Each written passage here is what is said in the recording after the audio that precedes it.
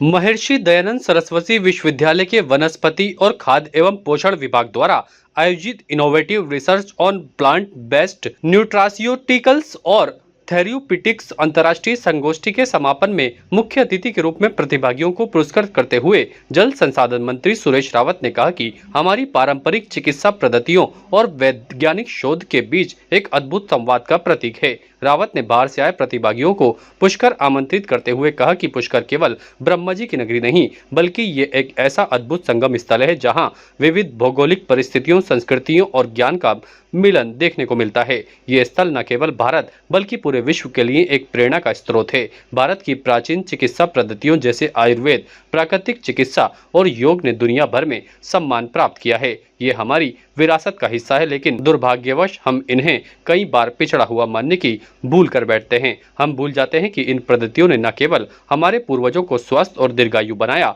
बल्कि इन्हीं विधियों के आधार पर आज की दुनिया में बहुत से उपचार मिल रहे हैं। कोरोना महामारी के दौरान हमने देखा कि हमारी पारंपरिक पौधे जैसे नीम, गिलोय और तुलसी ने स्वास्थ्य रक्षा में कितना योगदान दिया। ये पौधे न केवल हमारी रक्षा कर रहे थे बल्कि उन्होंने ये सिद्ध कर दिया कि हमारी पारंपरिक उपाय आधुनिक चिकित्सा पद्धतियों के साथ पूरी तरह से तालमेल बैठा सकती है। मंत्री रावत ने युवा वैज्ञानिकों से आग्रह किया कि राजस्थान की भौगोलिक स्थिति को ध्यान में रखते हुए उन पौधों और पेड़ों पर अनुसंधान करें जो इस क्षेत्र में स्वाभाविक रूप से उगते हैं। इन पौधों में न केवल कठोर विपरीत परिस्थितियों का सामना करने की अद्भुत क्षमता है बल्कि इनमें रोग प्रतिरोधक क्षमता बढ़ाने वाले जैविक तत्व भी प्रचुर मात्रा में होते हैं। कार्यक्रम की अध्यक्षता करते हुए विश्वविद्यालय के कुलपति प्रोफेसर कैलाश सोडानी ने कहा कि हमारे रोगी होने में पाश्चात्य संस्कृति और खान-पान बड़ा कारण है। कुलपति ने यह भी कहा कि संध्या से पूर्व भोजन करना, जल्दी सोना, जल्दी उठना स्वास्थ्य के लिए आवश्यक है। उन्होंने प्राकृतिक संसाधनों के महत्व को बताते हुए कहा कि ये हमारी आवश्यकता की पूर्ति की क्षमता रखते हैं,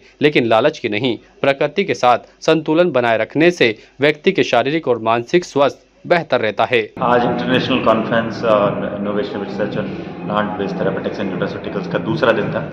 इस दिन 2 सत्रों में पेपर प्रेजेंटेशन किए गए और उसके बाद समापन समारोह था। समापन समारोह में हमारे मुख्य अतिथि कैबिनेट मंत्री, जलदाय मंत्री, जल संसाधन मंत्री श्री सुरेश जी रावत मुख्य अतिथि थे। 5 जो डिफरेंट सत्र थे उनके पोस्टर और ओरल प्रेजेंटेशन के विजेताओं को प्रथम और द्वितीय पुरस्कार मंत्री जी के हाथों सभी को दिया गया और इस उद्देश्य के साथ, संकल्प के साथ इस कॉन्फ्रेंस का समापन किया कि इस तरह की कॉन्फ्रेंस अलग अलग प्लांट बेस्ड टॉपिक्स पर हम हर साल करते हैं। सभी प्रतिभागियों ने अपने जो अनुभव साझा किए उनके आधार पर और इसको इम्प्रूव करने का प्रयास किया। क्या सारांश रहा इसका ना आज का? सारांश ये रहा कि जो भोजन है वो भोजन हमारा प्लांट बेस्ड हो, ना कि एनिमल बेस्ड। जितना शाकाहार हम करेंगे और डिफरेंट प्लांट्स को, फ्रूट्स को, सीड्स को अपने खाने में काम में लेंगे, उतना ज़्यादा हम न केवल स्वस्थ रहेंगे बल्कि कुछ बीमारियों की स्थिति में हमारा वही भोजन